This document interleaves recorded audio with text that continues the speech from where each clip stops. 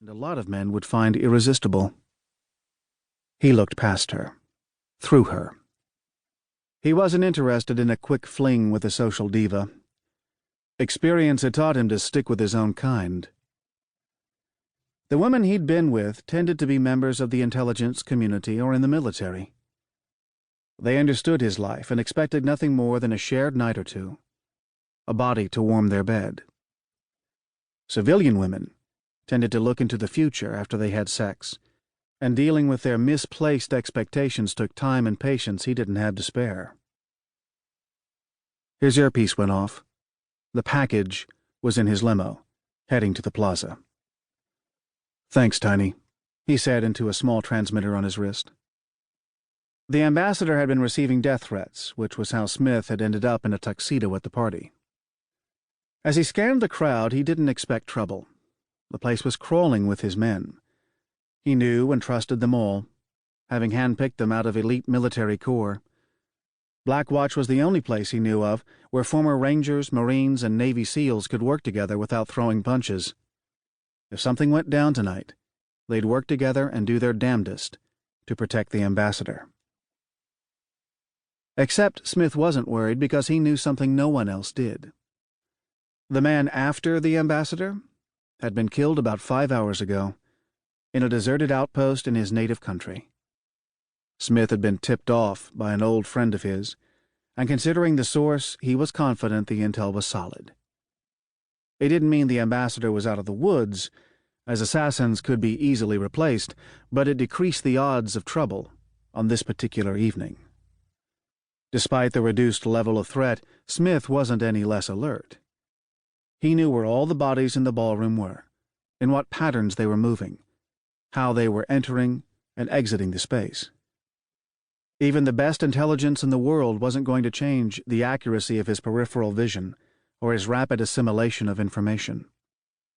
The watchfulness was second nature to him, as immutable as his eye color. Smith sensed someone approach from behind. He turned and looked down into the worried face of Alfred Alston, the gala's host. The man was a typical social register type, with a full head of prematurely white hair and the requisite horn-rimmed glasses. Smith liked him. The guy had been easy to deal with.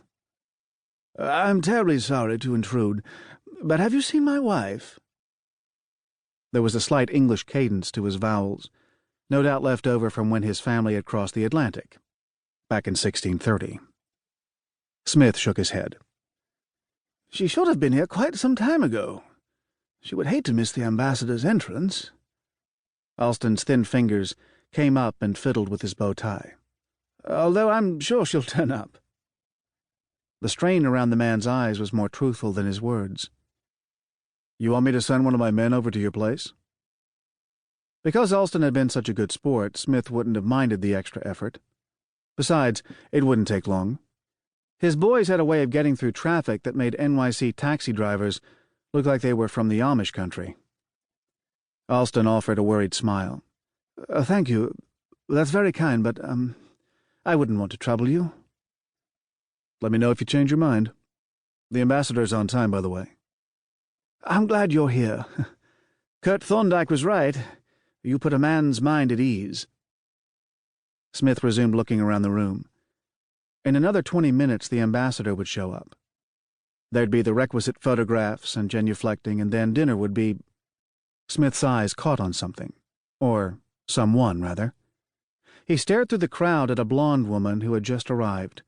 Dressed in a shimmering silver gown, she was standing in the elaborate entrance to the ballroom looking too damn radiant to be real. He recognized her immediately, but who wouldn't? The Countess von Chiron. Conversation in the ballroom dropped to a hush as people registered her presence. The social status of the gala, already high, shot through the roof with her arrival, and the crowd's approval was palpable. If these fancy types hadn't all been carrying drinks, they'd have burst out in applause, he thought dryly, as if she were the honoree, not the ambassador. Still, he had to admit she was a looker. With her blonde hair twisted up high on her head, she was a classic beauty with delicate features and dazzling green eyes. And that dress.